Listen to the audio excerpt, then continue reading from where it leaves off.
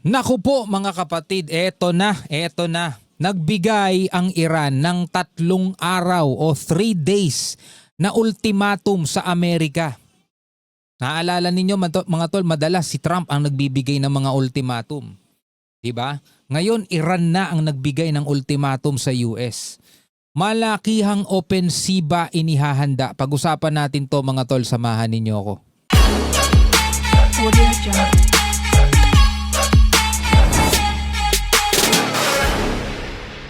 Nagbabala mga kapatid itong Iran ng isang malakihang opensiba o pag-atake kasunod ng mga sunod-sunod na mga strike ng Amerika dito sa Iran mga tol. Ngayon, ang Iran ay nagbigay ng 3 days, 3 araw mga tol na ultimatum bago nila isagawa etong malawak na pag-atake kung patuloy mga kapatid na gagawin ng US ang kanilang ginagawa.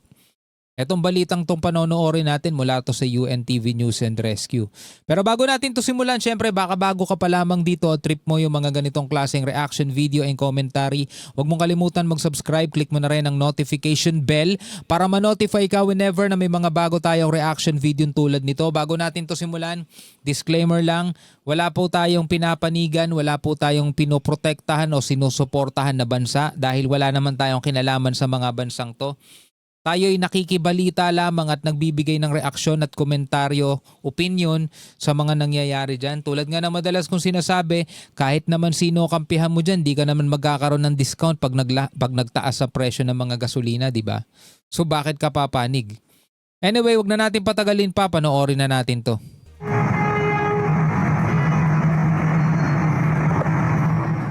Naglabas ng ultimatum ang Iran laban sa Estados Unidos kasunod ng mga pag-atake nito sa mga kritikal na infrastruktura ng Iran at mga pasilidad ng sibilyan sa bansa. Ano kayang gagawin ng Iran, no? Ano kaya tong malakihang opensiba na to? 2 o 3 araw lang kung magpapatuloy sa agresyon ng Amerika, hindi lang gaganti, kundi maglulunsad na ang Iran ng opensiba sa lahat ng pasilidad ng Amerika sa Gulf region. If the Americans continue the war for another 3 days, the Iranian armed forces will embark on a total offensive and destruction. All red lines will be crossed. Sabing ganon ni Mohsen Rezai. Oh, yan mga kapatid, mensahe mismo yan mula rito sa senior IRGC official. Ito ang banta ni dating Islamic Revolutionary Guard Corps o IRGC Commander Mohsen Rezai na ngayon Security Advisor ni Iranian Supreme Leader Mojtaba Khamenei. Bilang kinatawa ng Iranian government, dinalaw ni Iran spokesperson Fatemeh Mohajirani ang Khuzestan Province upang i-assess ang antas ng pinsala. Ito ang lugar na pinaka-pinupuntirya ngayon ng Amerika. Tiniyak nito ang suporta ng pamahalaan sa mga residente sa South Iran na itinuturing na lifeblood o buhay ng ekonomiya, kultura at depensa ng Iran. هستند و Dear people of the southern provinces, میدانند مردم عزیز استانهای especially Khuzestan, please know جنوبی به خصوص خوزستان بدانید که مردم that the people of Iran are grateful to you and are aware ایران قدردان شما هستند و میدانند رنجها و of your suffering, your anguish, and your patience. خون دلها و صبوری ها رو و همه با هم انشالله به لطف خداوند از And together we will overcome this hurdle as well. این گردن هم عبور خواهیم کرد به لطف خداوند. Samantala inuulat ng international media ang pag-usad ng mahigit 50 US warplanes sa base ng Amerika sa Jordan para sa refueling. Indikasyon ng isang malaking plano ng pag-atake. Nako, eto rin. Pati ang Amerika naghahanda din. Tulad nga nung lagi natin napag-uusapan itong mga nakaraan. Halimbawa na lang no ay madurog ng Iran lahat ng military base ng Amerika dito sa Gulf region, sa Gulf nations. Ano yung susunod doon pagkatapos? 'Di ba? Ano yung susunod doon pagkatapos? Samantalang malayo kasi itong bansang Amerika. Hindi umaabot doon yung kanilang mga missile. Pero nakikita natin kung ano yung mga pwedeng gawin ng US laban sa kanila bukod dun sa mga sanctions. Kasi yung Iran hindi nila ma-sanction itong Amerika no? Ano yung mga pwede pang gawin ng Amerika? Patuloy na airstrike mula dun sa kanilang mga barko, 'di ba? Mula doon sa kanilang puwersa o pwede pa sila magpapunta ng mga panibagong aircraft carriers o mas marami pang mga warplanes. Bukod doon, syempre kapag inatake ng Iran etong mga Gulf nations na kung saan naroroon yung mga military base ng Amerika is pwede rin nilang maging kaaway. Dagdag mo pa dyan mga tol kapag nakisali pa ulit etong Israel. Naku po, mukhang talagang medyo mas lalala tong hindi pala medyo, mukhang lalala talaga ng husto etong mga labanan na nangyayari dito. Naku po. Patuloy rin ang pagkilos ng mga tropa ng Amerika sa Strait of Hormuz upang pigilan ang mga barkong konektado sa Iran. Batay sa impormasyon, isa sa planong puntiryahin ng Amerika sa susunod na mga araw ay ang nuclear facilities ng Iran. Ayan na pati mga nuclear facilities ng Iran pupuntiryahin na. At pagbomba sa Pickaxe Mountain sa Zagros kung saan naroon ang underground site ng uranium deposit ng Iran. Naku po, ayan na nga, talagang all-out war na yan. Bukod dito, napapabalita rin na hinikayat ng Amerika ang mga puwersa ng Iraqi Kurdistan Forces upang lumaban sa Iran.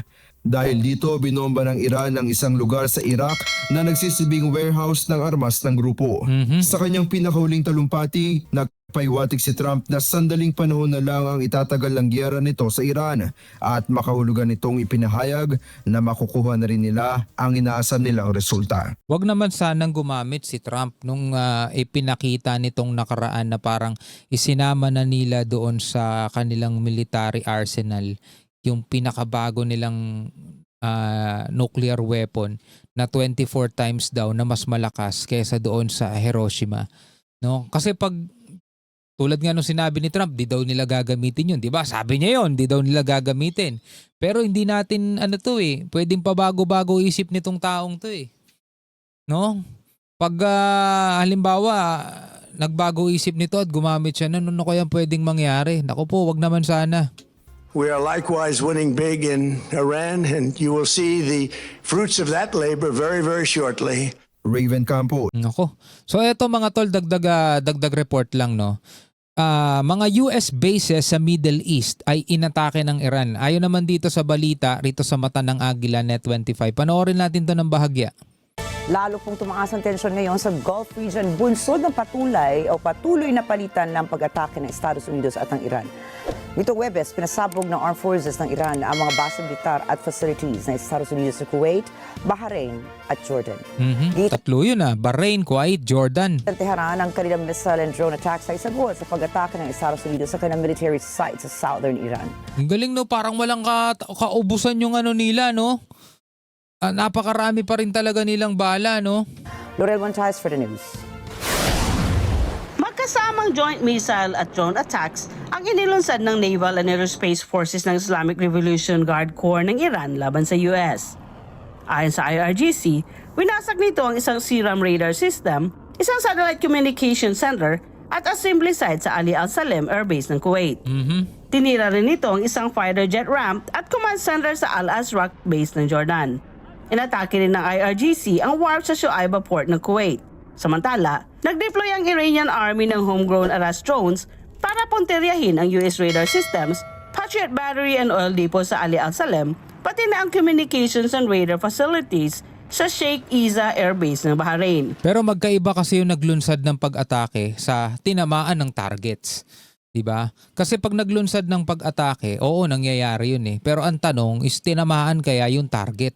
Kasi unlike doon sa ginagawa ng CENTCOM, naglalabas sila ng mga video na talagang sa pool yung kanilang mga target. No? Dito sa Iran, nag-a-announce sila na naglunsad sila ng mga pag-atake pero wala silang inilalabas na mga video na tinamaan nila. Bagaman may mga tumatama, oo, no? Pero mas mataas din yung chance na nasasalag no? Yung kanilang mga pinakakawalan. Sinabi rin ng ahensya na pinatumba nila ang kalabang MQ-9 drone sa syudad ng Andimesk sa probinsya ng Khuzestan. Parehong mga pag-atake sa pagitan ng Tehran at Washington ang naganap sa mga nakaraang araw sa kabila ng June 18 Peace Memorandum of Understanding. Wala na yun, no? Wala na yun. Pwede na nga natin kalimutan yung MOU na yun eh. kung saan dapat sanang magsagawa ng mga negosasyon ang dalawang partido sa loob ng 60 araw. Dora Montajes, Net 25 Americas. No? Parang wala na 'yun. Yung ano na 'yun, MOU na 'yun. Ano na 'yun? Bahagi na lang ng kasaysayan, bahagi na lang ng sana na kapayapaan, pero yun nga ang nangyari, no, nasira etong memorandum of understanding na yan, maging yung ceasefire, at ngayon ay nasa all-out war na sila. 3 days nga yung ibinigay ng Iran bago nila isagawa yung kanilang malakihang opensiba laban sa mga military base ng Amerika dito sa Gulf nations.